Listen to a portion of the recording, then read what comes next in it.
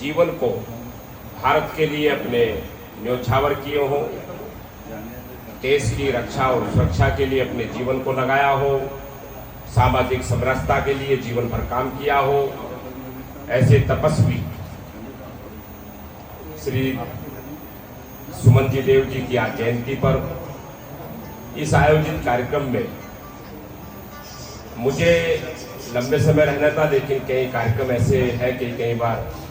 Bharatiya Janata party में ऐसे कार्यक्रम भी आते हैं कि रात को सूचना आती है कि सुबह जाना है। उन कार्यक्रम के कारण से मैंने रतोड़ी जी से कहा कि मैं बहुत जल्दी जाना चाहता हूं, तो उन्होंने कहा कि 10 बजे आप आ जाइए। लेकिन जैसा उन्होंने कहा कि ऐसी उनकी अपनी पूरी तैयारी है, इसके लिए मैं बधाई देता हूं। और समाज में ऐसे महापुरुषों के कार्यक्रम को आयोजित करने से वर्तमान के जो हमारे युवा हैं, युवती हैं, उनको अपने आप में एक प्रेरणा मिलती है। वरना तो ऐसा लगता है कि जैसे कई बार व्यक्ति अपने जीवन को तपाता है, उसको निखारता है समाज के लिए, अपने जीवन का श्रमदान करता है। अगर उस करने के बाद भी उसको कोई ऐसे महापुरुषों को अगर कोई याद नहीं करेगा, तो निश्चित रूप से जो वर्तमान की जो हमारे युवा हैं, हमारे युवती हैं, उनको प्रेरणा नहीं मिल सकती। इन कार्यक्रमों के माध्यम से ही प्रेरणा मिलती और प्रेरित होते हैं,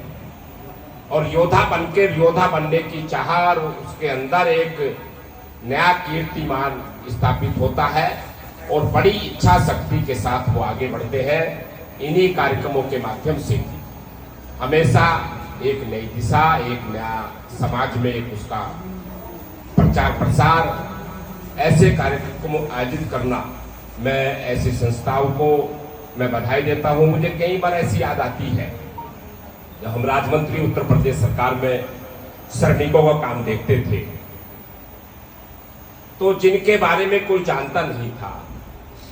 और जिन्होंने ये ना समझ करके अपने पूरे जीवन को तपा करके और राष्ट्रीय अंतर्राष्ट्रीय स्तर पर अपने उस शरीर का एक कण कण को गलाया हो, तपाया हो,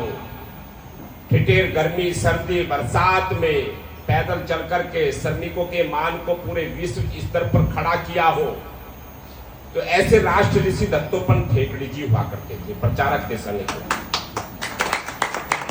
तो एक बार हमने देखा कि उनका जब जयंती आती है तो उनकी जयंती को मनाने के लिए कोई आगे नहीं आता। तो अपना एक, जब हम केंद्र में संगठन में भारतीय जनता पार्टी के काम करते हैं, वहां से प्रेरित होकर के, और जब उत्तर प्रदेश सरकार में राज्य मंत्री का काम संभाला श्रम कल्याण का, तो हमने सबसे पहले ऐसे 3-4 महापुरुषों के नाम निकाल करके और उनको समाज में और हिंदुस्तान के और उत्तर प्रदेश के जो श्रमिक संगठन थे उसमें आगे बढ़ाते हुए ऐसे राष्ट्र ऋषि दत्तोपंत ठेकड़ी जी की पूरे उत्तर प्रदेश में सब जिलों में उनकी जयंती मनवाने का काम किया कि प्राथमिकता के आधार पर उनकी जयंती मनाई जाए।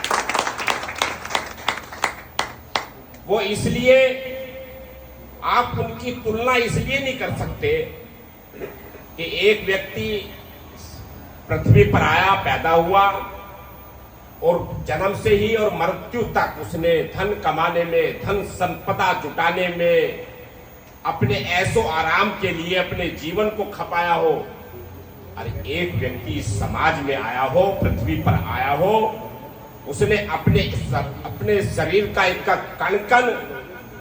एक कतरा खून का, एक कतरा पसीने का समाज के लिए लगाया हो, तो उनको एक समान दर्जा नहीं दिया जा सकता। दर्जा उसको बढ़ा दिया जाएगा जिसने तपा करके समाज का चिंतन किया हो और समाज में अपनी आहुति दी हो। ऐसे कार्यक्रमों को करने से उन लोगों को बल मिलता है, उन्हें आगे बढ़ने की शक्ति और क्षमताएं मिलती हैं। तो हमेशा ऐसे में संस्थाओं से अनुरोध करता रहता हूं कि ऐसे महापुरुषों के बढ़ चढ़ करके उन ऐसे लोगों को आईना दिखाने की आवश्यकता जरूर होती है जो अपने मिशन को, जो धन संपदा इकट्ठा करने में जीवन भर उसी को समाज सेवा मानने लगे। ऐसा कलयुग है, उस कलयुग में जन जागरण की आवश्यकता है। ऐसे तपस्वियों की, ऐसे तपस्वी लोगों की, ऐसे